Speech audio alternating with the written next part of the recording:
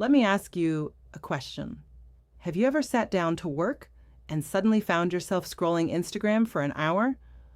Or opened the fridge again even though you're not hungry? Or felt this itch for distraction even when you know you should focus? I get it. Because 5 years ago, that was me. I had the career, the degrees, the perfect life, but I couldn't finish a book, sleep through the night, or feel truly present. And I discovered something. Dopamine isn't the problem. We're just using it wrong. Today, I'll walk you through the exact 7-day protocol I used and now teach my clients to reset your brain's reward system. No jargon, no judgment, just science that works. Ready to finally feel in control again? All right, let's start with a story. Imagine your brain is a smartphone. Dopamine is the notification system. For our ancestors, it pinged for survival. Hungry, eat, danger, run. But today, it pings for everything. Likes, emails, Netflix cliffhangers. Here's what happens. Every time you check a notification, your brain gets a little reward, even if you hate yourself afterward. Studies show that anticipation of reward triggers twice more dopamine than the reward itself.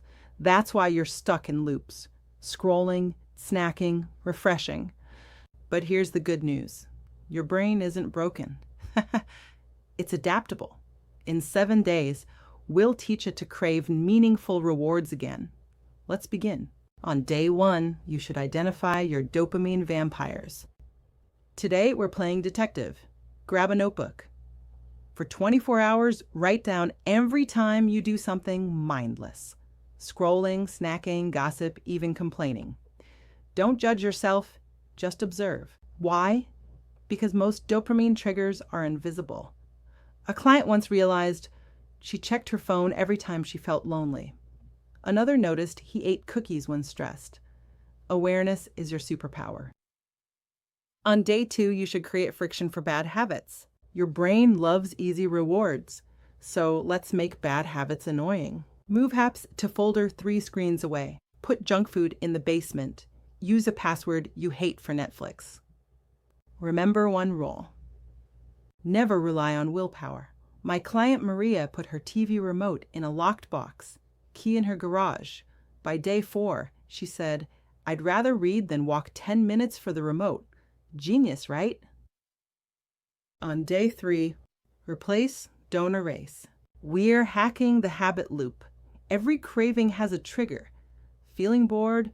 Your brain screams, scroll. Instead, offer it a better option. Craving sugar? Eat a square of dark chocolate, slowly. Feeling the urge to scroll? Open a positive app like Duolingo or Headspace. Restless? Do 2 minutes of jumping jacks. Why this works? A 2021 study found that replacement habits rewire the brain 3 times faster than going cold turkey. On day 4, embrace boredom training. Day 4 is the hardest day for most. For 30 minutes, do nothing. No phone, no music, no distractions. Just sit. I know, it sounds awful. But boredom is like brain fertilizer. A client, Tom, did this and started crying. Why? He realized he'd been numbing grief with TikTok. By day 7, he told me, "I finally called my sister." Boredom isn't empty. It's where clarity lives. On day 5, we're retraining your brain to love delayed rewards. Pick one activity that takes effort but feels fulfilling. Cooking, gardening, or writing. Do it for 45 minutes without checking your phone. At first, it'll feel like dragging a boulder, but around minute 20, something clicks. That's flow state, your brain's natural high. A 2023 study found flow releases dopamine and serotonin, the I'm enough chemical. On day 6, reach out to someone in person. Not a text, not a DM, call them, meet for coffee, even a 5-minute chat. Why? Loneliness drains dopamine, but real connection releases oxytocin, which balances dopamine spikes. This is my rule. If you're craving your phone, crave a person instead. On day 7, you'll decide, who are you now? Write this down. I am someone who, for example, I am someone who focuses deeply. I am someone who chooses nourishing food. Research shows identity-based habits are 5 times more likely to stick. Why? You're not quitting anything. You're becoming someone new. Let's get real. You'll slip up. Maybe binge Netflix on day 4. That's okay. Here's my personal relapse protocol. First, name the trigger. I was stressed about work. Second, fix the environment. Delete Netflix for 24 hours.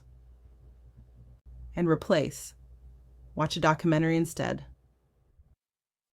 And if you're thinking, but I don't have time for this. My busiest client, a CEO, does detox Sundays, 4 hours offline. He says it's made him more productive. Your brain needs rest to rewire. If you take one thing from this video, let it be this. You are not your cravings. You're a human with a malleable, magnificent brain, and for the next 7 days, you'll prove that to yourself. When you're done, come back here. Tell me what changed. Tag NeuroNudge with hashtag rewired in 7 days. And if you're ready to go deeper, we'll tackle the real reason you self-sabotage next time. Until then, your brain is clay. Mold it boldly.